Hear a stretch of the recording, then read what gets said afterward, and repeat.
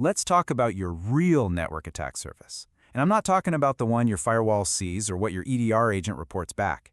I mean the one that exists at the very instant of connection, down at the IP, MAC, switch port, and SSID level. You know, before most of your other security tools even see a single packet. So I want you to ask yourself this question. For those of us who live and breathe this stuff, the security architects, the network engineers, we all know the asset inventory says one thing, but the reality on the wire, that's often a completely different story. The real question isn't just what's out there. It's how do you know with absolute certainty right this second? Okay, so here's our game plan. We're going to start with that unseen attack surface at Layer 2. Then, we'll dive into some common exploits, both physical and wireless. From there, we'll get to the heart of it, how to turn a flood of noisy alerts into a real, actionable signal. And finally, we'll look at the specific architecture designed for this problem and see how it actually holds up in the real world. Right. So the whole point is this. The real fight starts the second a device tries to connect. I mean, before it even gets an IP address your firewall can filter, before any agent has a chance to check in, it's already there on your network at Layer 2. That's the blind spot, and that's what we're going to focus on. This naturally brings us to the protocols we all build our networks on. See, attackers don't always need some crazy zero-day exploit. A lot of the time, the most effective attacks are the ones that just abuse the trust that's baked right into protocols like ARP. The scary thing about an ARP spoofing attack is its simplicity. Seriously, this isn't some complex vulnerability in a piece of software. It's just a flat-out abuse of protocol trust. The attacker just has to broadcast a message that says, "Hey everyone, I'm the gateway now," and associate their MAC address with the gateway's IP. And since ARP has zero built-in authentication, every other device on the segment just believes it and starts routing all its traffic right through the attacker's machine. And that leads us straight to the MAC address itself. We tend to think of them as these fixed, burned-in hardware IDs, but let's be real. On any modern OS, whether it's Windows, Linux, or Mac OS, changing a MAC address is trivial. That means any security policy you have that relies only on a static MAC whitelist is frankly just waiting to be bypassed. All an attacker has to do is sniff an approved MAC and clone it. Now let's talk about something a bit more disruptive. MAC flooding, or what some people call an ARP bomb. An attacker just blasts a switch with thousands and thousands of frames, all from fake MAC addresses. The switch's CAM table, which is finite, remember, gets completely overwhelmed. And when it's full, the switch basically panics. It degrades to its most primitive state and just becomes a dumb hub, broadcasting every single packet out of every single port.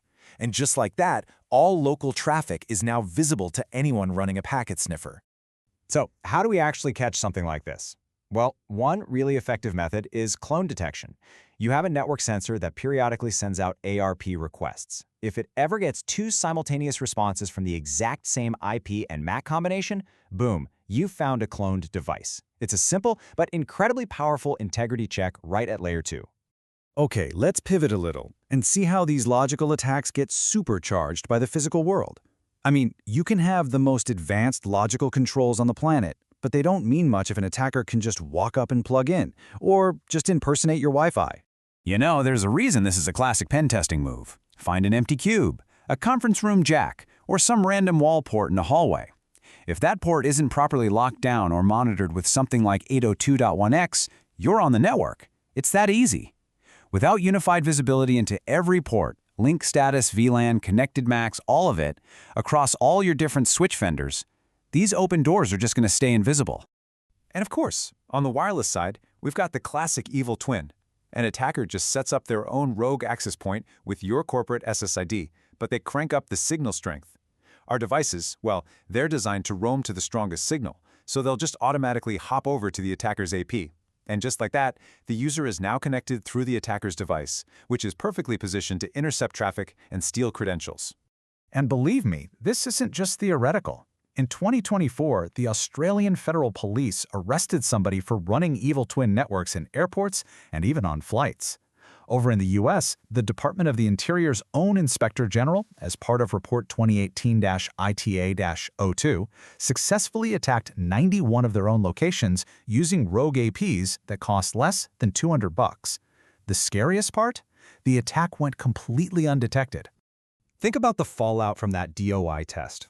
One of their bureaus had so little visibility into what was happening on their wireless network that their only choice was to shut the entire thing down for 3 weeks. The operational impact of that is just staggering. So we've got all these potential threats, from ARP spoofing to evil twins. The problem is, if you monitor each one in a vacuum, you just create this tidal wave of low-confidence alerts. The real trick, the secret sauce, is figuring out how to separate the actual threat signals from all that background noise. Let's walk through it. Imagine this. A new IP address pops up on the network. On its own, what does that really mean? Not much, right? It could be a new employee's laptop, a VM spinning up, a simple DHCP renewal.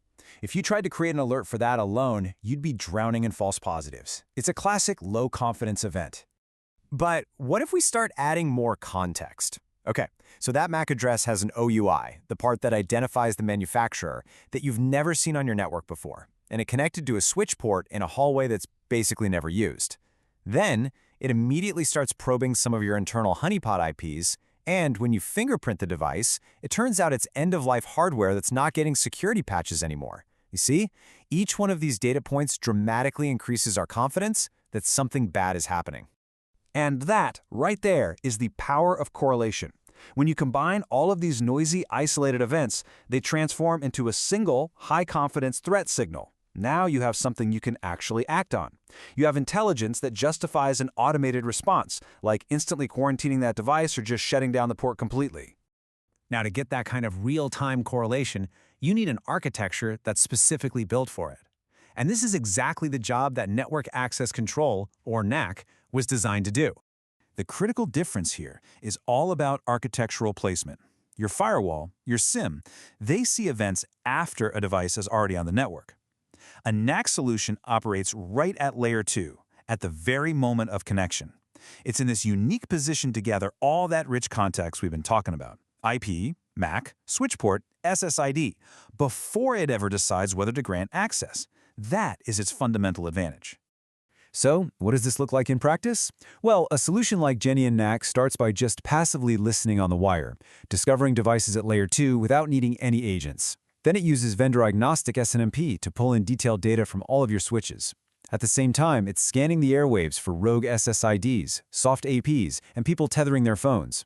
All the while, it's constantly running those automated checks for things like ARP bombs and cloning, while also fingerprinting every device to spot end-of-life hardware and CVE exposure. It's designed to directly counter every threat vector we just talked about. But look, a list of features on a slide is one thing.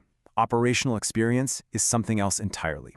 A tool that operates this deep in your network has to be battle-hardened.